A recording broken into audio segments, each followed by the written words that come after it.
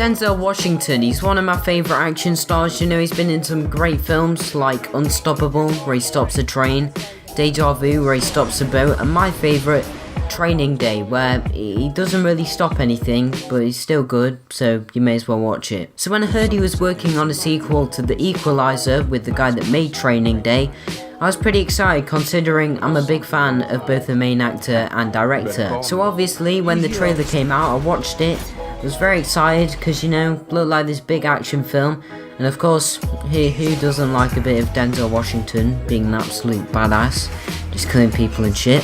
And then when I went to see it the weekend, yeah, it wasn't really how the trailers made it out to be. The Equalizer 2 was directed by Antoine Fuqua, if that's how you say it, I'm not really sure. I mean, Antoine, if you're watching this, I'm really sorry. No hard feelings, yeah. And this guy's basically famous for making a bunch of gritty crime action films. I know that's a very specific genre, but anyway. So films like The Shooter, Equalizer, Training Day obviously, and he's even made a Magnificent 7 remake, which doesn't fit into that category, but it's still pretty good. And once again, he does it with this one, which is an action crime thriller film, but who really gives a shit anyway when you've got people like Denzel in this? I mean, the guy's such a legend. And surprisingly enough, this is Denzel's first sequel. Did you need any convincing to come back for a second film? Audiences said they wanted to see it. The writer came up with a really wonderful take and a more personal take, it seems, in a way, and I was pleasantly surprised, and off we went. But it is a good one because I really enjoyed this film, and I know I said that thing at the start, but I'll get into that later. So this film once again follows Robert McCall, who's now retired from the CIA and works as a driver, so he goes around the city helping different people. Like there's an old guy that he helps out, he also helps out a couple of other people, and sometimes if he thinks they're up to no good, he sorts it out by using his kind words and pleasant tone of voice. I'm just kidding, he punches and kicks the shit out of them. And one day something happens which makes him come out of retirement as someone he cares about gets in harm's way. Now, I haven't seen the whole of the first film, which doesn't really matter anyway, because apart from a few characters, this one has a completely different storyline anyway.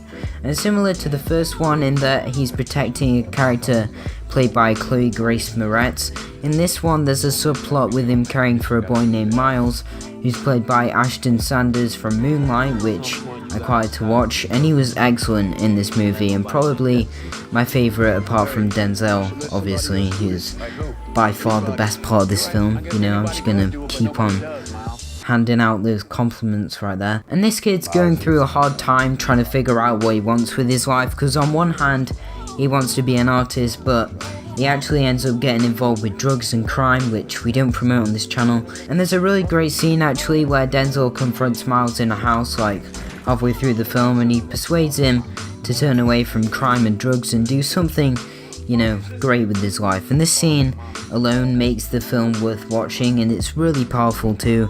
It's basically like the end scene from Training Day, but worse.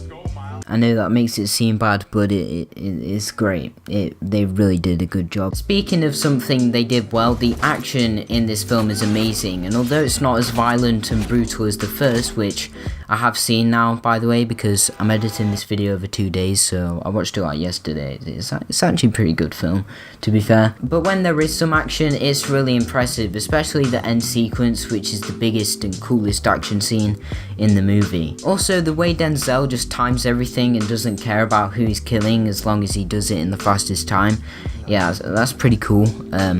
If you haven't seen the film, then you won't get any of that, but if you have, then yeah, you'll know what I mean. Now, the reason I said that thing at the start about how the film is nothing like the trailer, it's not because I didn't like this film, it's actually really good. It's just because the first half of this movie seems to be quite slow paced and down to earth, and yes, not every scene can be big fun and have explosions and shit. I just thought it took quite a while for the story to get going and everything to fall into place. Like, there's just a bunch of side plots and characters that sort of made everything a bit overcomplicated, you know, which is a shame, but that's my opinion. And no, I didn't steal that from anywhere else, so just shut up, okay? Just leave me alone, alright? I wish the plotting, though, was as strong as the action and as strong as the acting, because it takes a long time for things to feel cohesive. Oh, shit. Well, that kind of backfired, but in all seriousness, I'm not just stealing other people's reviews. I did also think that as well, so take that. Guys, I really had a fun time watching this one. I think overall I prefer the first one just because it's got a better storyline, and also this guy on YouTube said it, so it must be true. And but in all seriousness though, I actually do think it's got a better story, and also the action's good, you know, it's better because it's got more blood. So, and yeah, hopefully you enjoyed this review because I had a lot of fun making it, and I've noticed how most of my videos are kind of short and my reviews aren't that detailed, so I quite like to make some more longer videos. That is, if I can be asked to spend ages taking a bunch of reviews and, you know, mixing them into one to make my review, but we'll see. Also, earlier this week I put out a poll on Twitter saying what film or TV series I should talk about next, and I guess I'm doing Friday Night Dinner, so thank you to all 3 of you who voted. And yeah, if you did enjoy this video, be sure to like, subscribe, and I will see you in the next one. Bye.